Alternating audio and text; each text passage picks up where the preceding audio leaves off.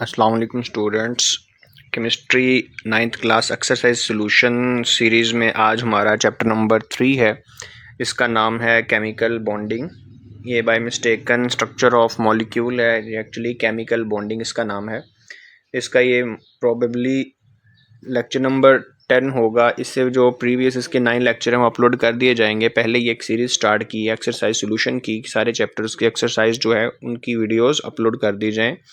जिन students को सिर्फ exercise के सॉल्यूशन में प्रॉब्लम होती है उनके लिए बेनिफिशियल हो।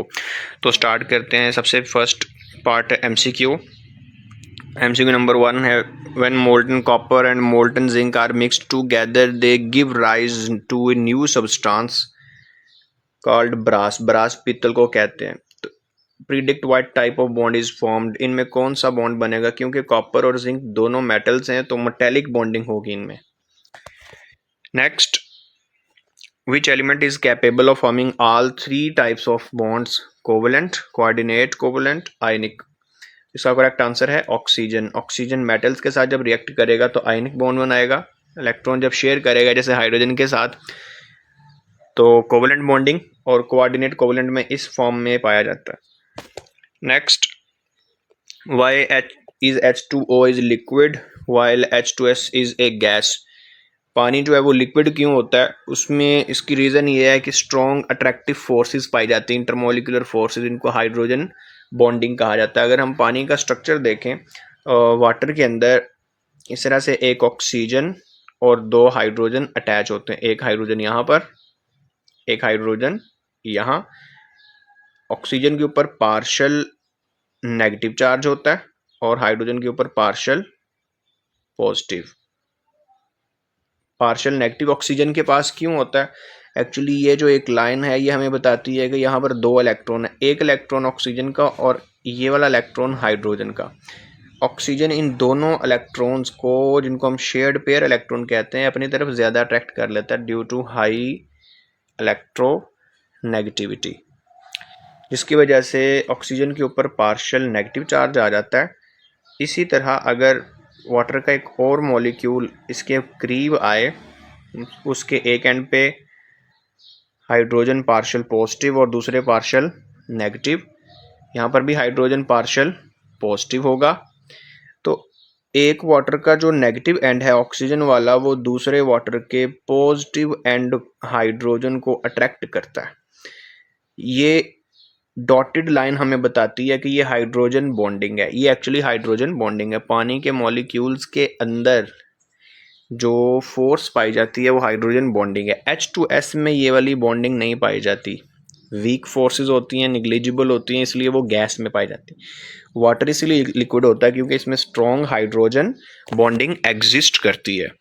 नेक्स्ट क्वेश्चन नंबर 5 MCQ में, which of the following bond is expected to be weakest. तो फ्लोरीन का जो बॉन्ड है वो सबसे ज़्यादा वीकेस्ट होगा। उसकी रीज़न ये है कि उनमें इंटर इलेक्ट्रॉन रिपल्जन होगी, मतलब दोनों का साइज, दोनों एटम का साइज स्मॉल होने की वजह से जो इलेक्ट्रॉन्स हैं वो रिपल ज़्यादा करेंगे, जिसकी वजह से बॉन्ड इजीली ब्रेक हो सकता है। Which form of carbon is used as lubricant. Lubricant का मतलब अब ये समझ लें कि जैसे आप मशीनरी को ऑयल वगैरह लगाते हैं ताकि फ्रिक्शन कम हो जाए, तो लुब्रिकेशन उसको कहते हैं।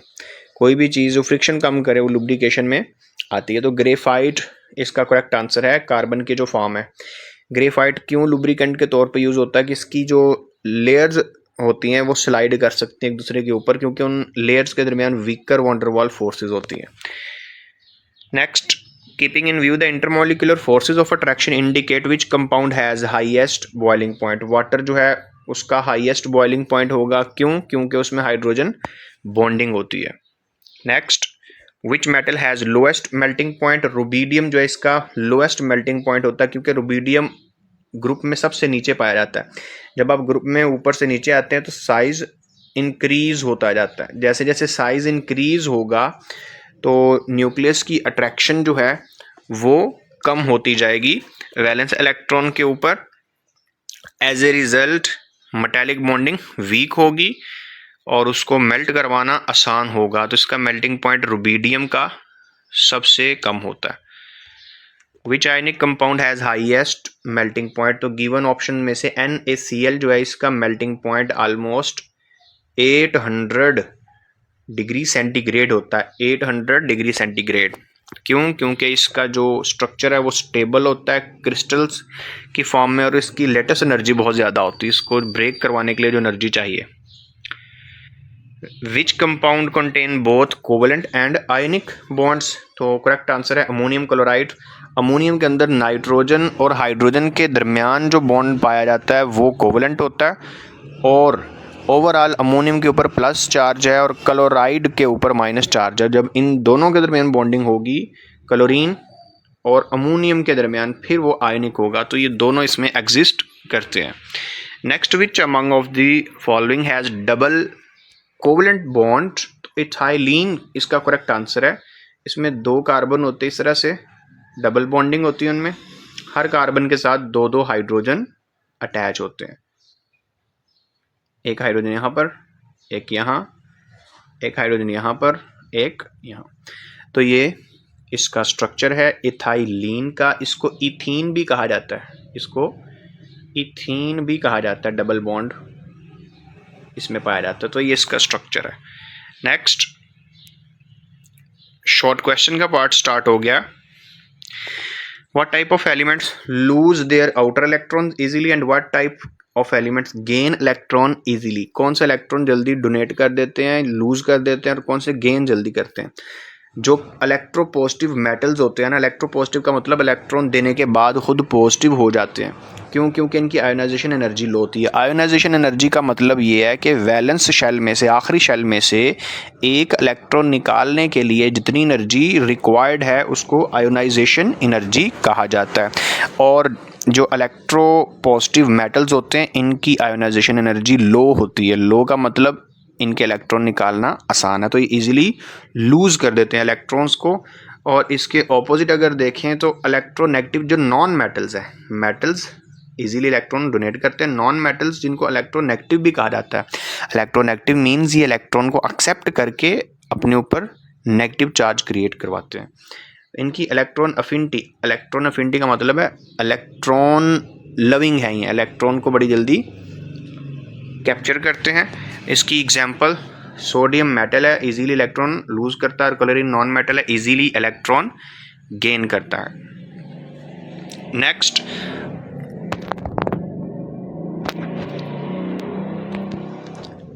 Why do lower molecular mass covalent compound exist as gases और लो बॉइलिंग लिक्विड।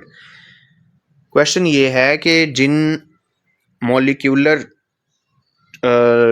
कंपाउंड्स का, कोवेलेंट कंपाउंड्स का मॉलिक्यूलर मास लो होता है, वो या तो गैस की फॉर्म में पाई जाती हैं या बॉइलिंग लिक्विड। इसकी रीज़न क्या है? इसकी रीज़न ये है कि उनमें वीकर इंटरमॉलिक्यूलर फोर्सेस होती हैं जिनको वांडर वाल फोर्सेस कहा जाता है।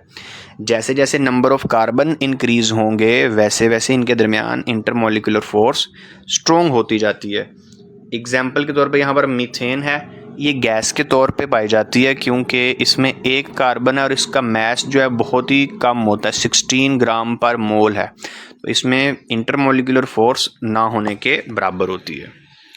Question number 3, give one example of element which exists as crystalline solid and it has covalent bonds between its atom.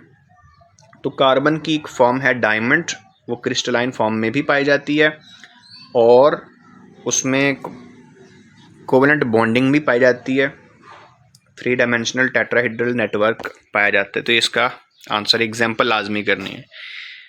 Which property of metals make them malleable and ductile. Malleable and ductile का क्या मतलब है? जैसे आम जो आपके पास चीज़ें जैसे प्लास्टिक है या शीशा है, ग्लास है, अगर आप उसको उसकी हैमरिंग करेंगे, मतलब उसको हैमर से हिट करेंगे तो वो इजीली टूट जाते हैं, उनकी ब्रेक डाउन हो जाती है। लेकिन जो मेटल्स होते हैं जब इनको आप हिट करेंगे, हैमरिंग करेंगे, तो ये टूटने की बजाय शीट्स में कन्वर्ट होते हैं। और दूसरे नंबर पे अगर आप इनको खींचेंगे तो ये वायर्स में कन्वर्ट होते हैं। शीट्स में कन्वर्ट होने की एबिलिटी को कहा जाता है मैलिएबल और वायर्स में कन्वर्ट होने की एबिलिटी को कहा जाता है डक्टाइल। तो इसकी रीज़न क्या है, क्यों ये मैलिएबल और डक्टाइल होते हैं? एक तो इनके पास फ्री मूविंग इलेक्ट्रॉन्स होते हैं और इनकी लेयर्स की फॉर्म में स्ट्रक्चर होते हैं, वो लेयर एक दूसरे के ऊपर स्लाइड कर सकती है। जैसे कि गोल्ड है, गोल्ड के बारे में कहा जाता है कि 1 ग्राम गोल्ड हो तो उसको खींच के आप 1 किलोमीटर लंबी वायर बना सकते हैं, इतना ज़्यादा ये डक्टाइल है। Next, is coordinate covalent bond a strong bond? क्या coordinate covalent bond strong bond होता है? इसका आंसर है यस। जैसे रेगुलर कोवेलेंट बॉन्ड स्ट्रॉन्ग होता है वैसे ये होता है, इलेक्ट्रॉन पेयर इसमें शेयर होते हैं, एग्जाम्पल गिवन है। Next, write down dot and cross formula of HNO3। इसमें जस्ट आपने ये स्ट्रक्चर ड्रा करना है। इस स्ट्रक्चर में ये जो क्रॉसेस हैं, ये 2, 3, 4 और 5 ये नाइट्रोजन के हैं। नाइट्रोजन एक ऑक्सीजन के साथ डबल बॉन्ड बनाता है, एक ऑक्सीजन के साथ सिंगल बॉन्ड बनाता है। बाकी इसके पास 2 इलेक्ट्रॉन एक्स्ट्रा रह जाते हैं, वो कोऑर्डिनेट कोवेलेंट बॉन्डिंग बनाता है तीसरे ऑक्सीजन के साथ। जिस ऑक्सीजन के साथ इसका सिंगल बॉन्ड होता है उस ऑक्सीजन के साथ हाइड्रोजन का भी सिंगल बॉन्ड होता है। तो इस तरह से HNO3 का स्ट्रक्चर डॉट एंड क्रॉस की फॉर्म में पाया जाता है। नेक्स्ट आपके पास है constructed response questions. Why HF is liquid while HCl is a gas? इसका आंसर सेम वही है जो हमने वाटर में किया था कि वाटर लिक्विड क्यों होता है, क्योंकि वाटर में हाइड्रोजन बॉन्डिंग होती है। सेम ऐसे ही फ्लोरीन यहाँ पर ज़्यादा इलेक्ट्रोनेगेटिव होता है, इसके ऊपर माइनस पार्शियल पॉजिटिव चार्ज आ जाता है और इनके दरमियान strong intermolecular forces hydrogen bonding पाई जाती है। और HCl के मॉलिक्यूल्स के दरमियान डाइपोल डाइपोल ये जो वीकर फोर्स होती है ये पाई जाती है। HF का बॉइलिंग पॉइंट यहाँ पर गिवन है और HCl का भी गिवन है। Next, why covalent compounds are generally not soluble in water? जो कोवेलेंट कंपाउंड्स हैं लाइक ऑयल है, पानी के अंदर डिजोल्व क्यों नहीं होता?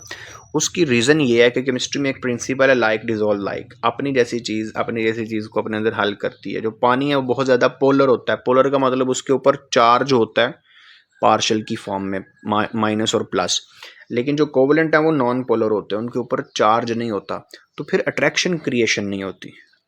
ठीक है, अट्रैक्शन अगर क्रिएट नहीं होगी तो मिक्स नहीं होंगे और डिजोल्व नहीं होंगे। तो इसकी एग्जांपल बेंजीन और ऑयल जो है पानी में डिजोल्व नहीं होते। How do metals conduct heat? Metal जो है वो फ्री मूविंग इलेक्ट्रॉन से हीट कंडक्ट करते हैं। अगर आपके पास इस तरह से एक रॉड हो आयरन का या कॉपर का, तो उसमें ये आपके पास समझ लें कि एटम्स में से निकले हुए इलेक्ट्रॉन्स हैं, ये यहाँ से आप इसको अगर हीट करेंगे तो ये हीट नेक्स्ट को ट्रांसफ़र होगी, ये फिर नेक्स्ट को, फिर नेक्स्ट को, तो सेकंड एंड तक ये हीट आपकी ट्रांसफ़र हो जाएगी due to free moving electrons. Next, how many oxides does nitrogen form? Right down the formula of oxide. इसमें आपने जस्ट ये बताना है कि 5 स्टेबल इसके ऑक्साइड्स होते हैं और इनके फार्मूले और नाम याद कर ले। नाइट्रस ऑक्साइड, नाइट्रिक ऑक्साइड, बाकी ये 3। Next, what will happen if NaBr is treated with AgNO3? इसमें सिंपली ये होगा कि ये जो Na है ये NO3 के साथ मिल जाएगा और जो Br है वो Ag के साथ मिल जाएगा। जैसे ही Ag और Br मिलेंगे तो वो सोल्यूशन से सेपरेट हो जाएंगे, उस सोल्यूशन के अंदर वो डिज़ोल्व नहीं होंगे, नीचे बैठ जाएंगे। इसको हम बोलेंगे कि प्रेसिपिटेशन हो गई है और उनका कलर होगा pale yellow precipitate. Pale yellow colour के वो प्रेसिपिटेट्स बनेंगे। यहाँ पर अगर आप देखें इक्वेशन में तो एक एरो नीचे की तरफ है सिल्वर ब्रोमाइड में, तो इसकी नीचे एरो लिखने की रीज़न ये है कि ये प्रेसिपिटेशन को शो कर रहा है। प्रेसिपिटेशन उसको कहते हैं कि जब वो चीज़ उस सॉल्यूशन में डिज़ोल्व नहीं होती, उससे अलग हो जाती है। तो ये रिएक्शन आपके सामने है, ये आपने लिख देना है ऐसे ही, 2 लाइनें लिखनी है और नीचे रिएक्शन लाजमी लिखना है। Why does iodine exist as solid while chlorine as a gas? जो आयोडीन है वो सॉलिड की फॉर्म में एग्जिस्ट क्यों करती है? क्योंकि उसमें स्ट्रॉन्ग लंडन डिस्पर्जन फोर्सेस पाई जाती हैं, क्योंकि उसमें स्ट्रॉन्ग लंडन डिस्पर्जन फोर्सेस पाई जाती हैं और क्लोरीन के अंदर वीकर फोर्सेस पाई जाती हैं। इसलिए आयोडीन क्रिस्टलाइन सॉलिड फॉर्म में पाया जाता है और क्लोरीन गैस की फॉर्म में। नेक्स्ट, कॉम्प्रिहेंसिव लॉन्ग क्वेश्चंस हैं। इसमें कोशिश आपने ये करनी है कि जिनका आंसर टेक्स्ट बुक में अवेलेबल है वो हमेशा टेक्स्ट बुक से ही करें, यहाँ से नहीं करना है। जैसे यहाँ पर आयनिक और कोवलेंट बॉन्ड एक्सप्लेन करने को कहा गया, तो ये आप बुक से करें, टेक्स्ट बुक से, टेक्स्ट बुक को फॉलो करें। अगर यहाँ से करना चाहते हैं तो आपके सामने शॉर्ट जो है वो अवेलेबल है, लेकिन कोशिश करें कि जो आपके पास टेक्स्ट बुक में आंसर मौजूद है उसको वहाँ से करें। Next, how do ions arrange themselves in NaCl crystal. ये आप यहाँ से इसके 3 पॉइंट कर लें और डायग्राम इसकी जो है बुक से कर लें। वैसे वहाँ पर भी इसके पॉइंट्स गिवन है। Next, explain properties of metals keeping in nature of metallic bonding. Again in metals की बहुत ज़्यादा प्रॉपर्टीज़ जो हैं वो बुक में अवेलेबल हैं, गिवन है, वहाँ से कर लें, टेक्स्ट बुक को फॉलो करें। आयनिक और कोवलेंट में डिफरेंस जो है इसका टेबल बुक में गिवन है, अगर कोई शॉर्ट करना चाहता है तो यहाँ से कर सकता है, लेकिन एक्सटेंसिव लॉन्ग क्वेश्चंस के लिए हमेशा बुक को फॉलो करें। जिनका आंसर बुक में नहीं होगा वो आप यहाँ से कर सकते हैं। How will you explain electrical conductivity of graphite crystal. Graphite में कंडक्टिविटी क्यों होती है? ये इलेक्ट्रिसिटी को ये पास करवा सकता है, इसकी रीज़न क्या है? हेक्सागोनल लेयर स्ट्रक्चर्स है और इसमें जो 3 इलेक्ट्रॉन्स के बाद जो 4th इलेक्ट्रॉन होता है वो डीलोकलाइज होता है, फ्री मूविंग होता है और वो उस शीट उन लेयर्स के अंदर पैरेलल मूव कर सकता है, और यही रीज़न है कि इलेक्ट्रिकल कंडक्टिविटी शो करवाता है। Why are metals usually hard and heavy. Hard and heavy क्यों होते हैं? स्ट्रॉन्ग मेटेलिक बॉन्डिंग है, क्लोज पैकिंग होती है, latest structure. Next, activity based questions हैं। ये पेपर का हिस्सा तो नहीं वैसे होते, लेकिन आप अपनी अंडरस्टैंडिंग के लिए इनको कर सकते हैं।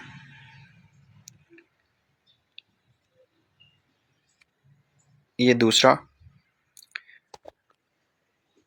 उम्मीद है कि चैप्टर नंबर 3 की एक्सरसाइज का सलूशन आपको क्लियर हो गया होगा। किसी किस्म की भी कन्फ्यूजन हो तो कमेंट सेक्शन में लाजमी बताएं। मिलते हैं नेक्स्ट वीडियो में। अल्लाह हाफिज़।